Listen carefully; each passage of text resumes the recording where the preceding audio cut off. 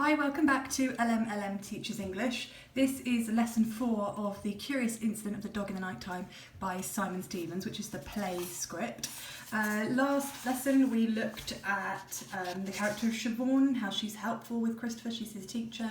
She's also the narrator of the play. We looked at the character of Ed, who I asked you to do some work on as well, just our initial thoughts on him. Do we like him so far? What kind of a character is he?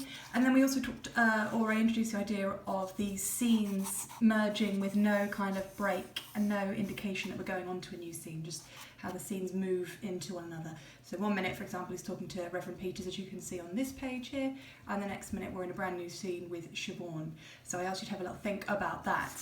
So if we look at Ed, we don't know too much about him yet, apart from the fact that he picked Christopher up from the police station earlier on in the play, and he wasn't angry necessarily, outwardly shouting at Christopher as you might expect a parent to do. He didn't seem, he didn't seem like massively disappointed in Christopher. He just kind of accepted it, but also seemed a bit bored by Christopher. So for example, could you? Is that right? Ed stares at him, says nothing. It's almost like he knows there's no point in going mad at Christopher because, Christopher won't understand it. It's not like he can say, I'll never do it again, Dad. It's just the best way to be with Christopher perhaps is calm and to explain that he's done something wrong.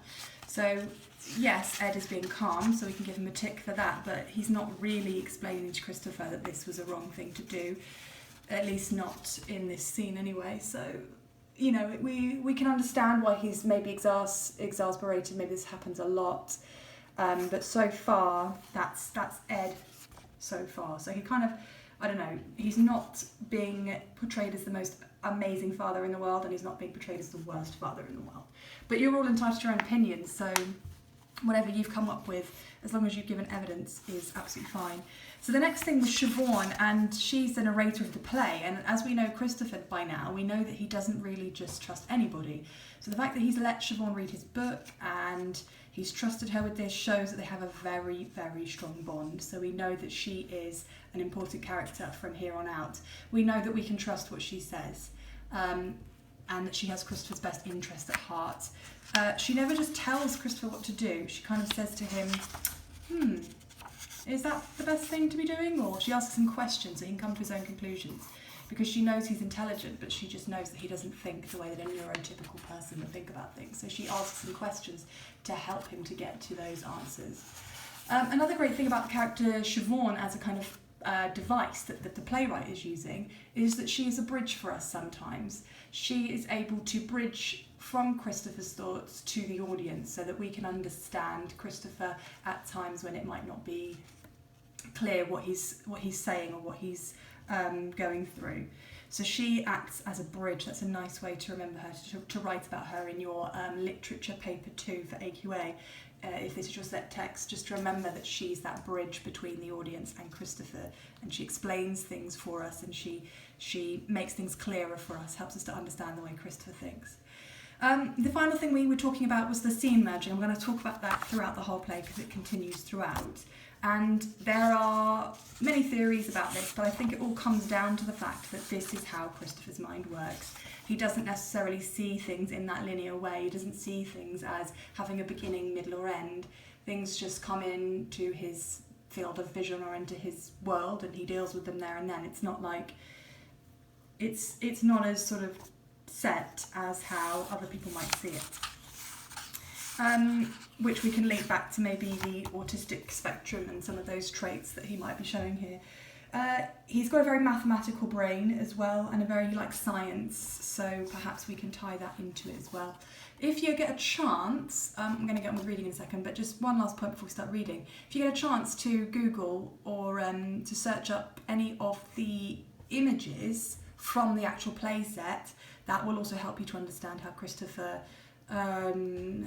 mind, how Simon Stevens wanted Christopher's mind to be understood. So the stage is set out like a graph paper, and at this point in the play, it's set out like a sort of what they call the not crime scene, but when the detectives have that whole board up behind them when they're trying to investigate a crime.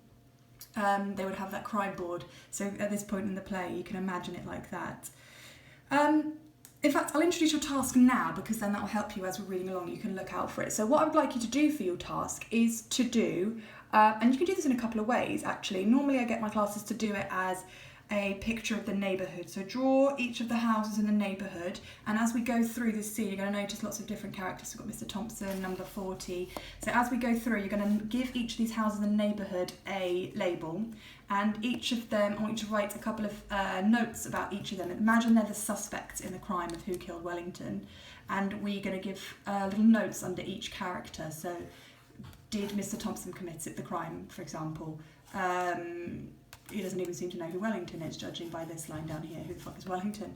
So probably not, but we're going to write that down under each of the neighbours, a little note about them and whether they're a suspect or not. Now I've just thought you could do it as a map of the neighbourhood, or you could do it like one of those crime boards, and that might be more fun and more creative. You know, with like I don't know, Google image a crime board as well, have a look at what that might look like.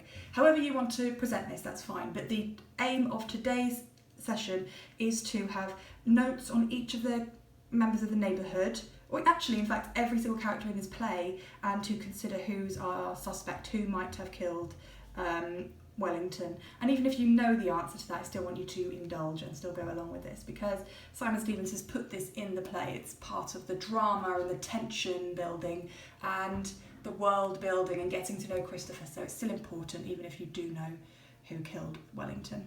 Alright, so in the last video we got to page 16 and we just read about Reverend Peters talking about heaven, so now we are here. The next day was Saturday, and there was not much to do on a Saturday unless Father takes me out somewhere to an outing to the boating lake or the garden centre. But on this Saturday, England were playing Romania at football, which meant that we weren't going to go on an outing because Father wanted to watch the match on the television. So I made a decision. I decided to do some more detection. I decided to go out on my own. Can I help you? Do you know who killed Wellington? Who are you? I'm Christopher Boone from number 36, and I know you. You're Mr. Thompson. I'm Mr. Thompson's brother. Do you know who killed Wellington? Who the fuck is Wellington? Mrs. Shear's dog. Mrs. Shear's is from number 41. Someone killed her dog? With a fork. Jesus Christ. A garden fork. Oh. Do you know who killed him? I haven't a bloody clue. Did you see anything suspicious on Thursday evening? Look, son, do you really think you should be going around asking questions like this? Yes, because I want to find out who killed Wellington and I'm writing a book about it. Well, I was in Colchester on Thursday, so you're asking the wrong bloke.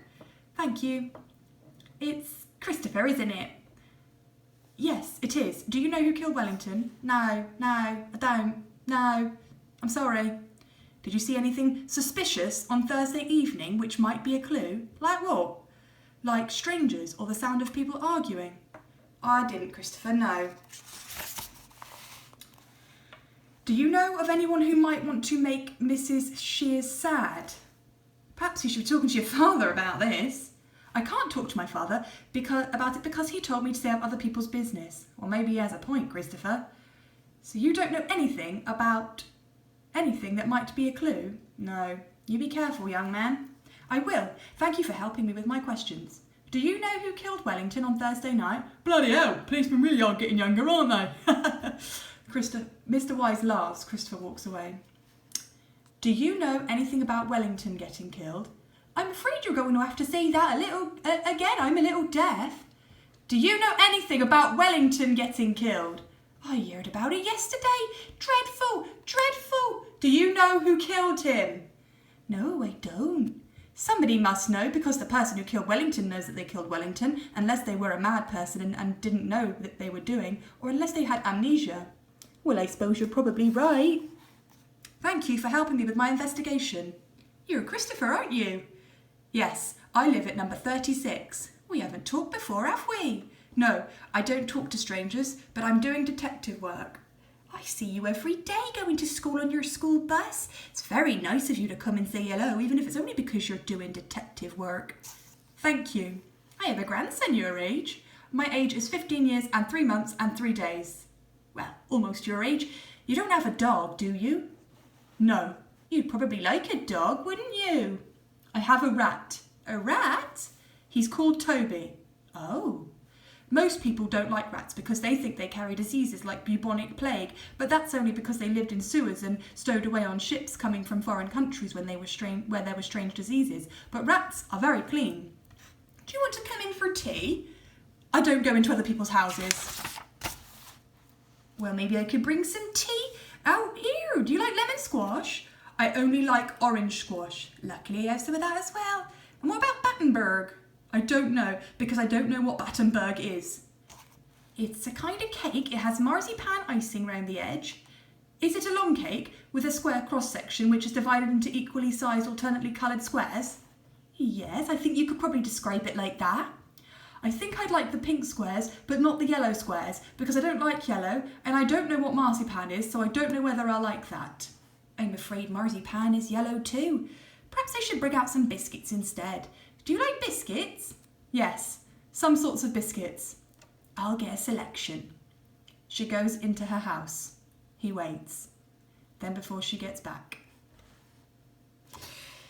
So, we have there the neighbourhood, and those are all, as far as we know at the moment, those are all our suspects. I think we can rule out Siobhan, because she's obviously at school, she doesn't live in this neighbourhood. So, anybody that Christopher interviewed in that neighbourhood, anybody who lives in that neighbourhood, we can count as a suspect. So I'd like you to do some notes as if you were the detective and you were imagining this is the crime that's been committed and you were figuring out who might have done it, who would have a motive.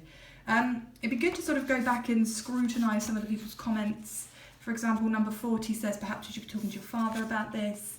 Mr. Wise just laughs at him. You know, why are people reacting to Christopher in this way? So even if we're not looking, even if you think this is, you know, none of these people are suspects or whatever, if you come to that conclusion, it's still a really good activity for looking at the way these people interact with Christopher and how they react to him. And also a really good way of thinking about this play is to think, put yourself in Christopher's position. So if you were to go around your neighbourhood, knowing what you know about your neighbourhood, if you were to start going around your neighbourhood now and interviewing people, and you ask them questions like this, how would those people respond? So it would be unusual, to say the least, and people probably would respond in a similar way to the characters in this play. Maybe not swear at you, but well, maybe it depends where you live. Depends what your neighbours are like. But think about how they're responding to Christopher. All right, so that's your task for this half of the week, and I will be back soon to read another section for you and give you another task. Thanks, bye.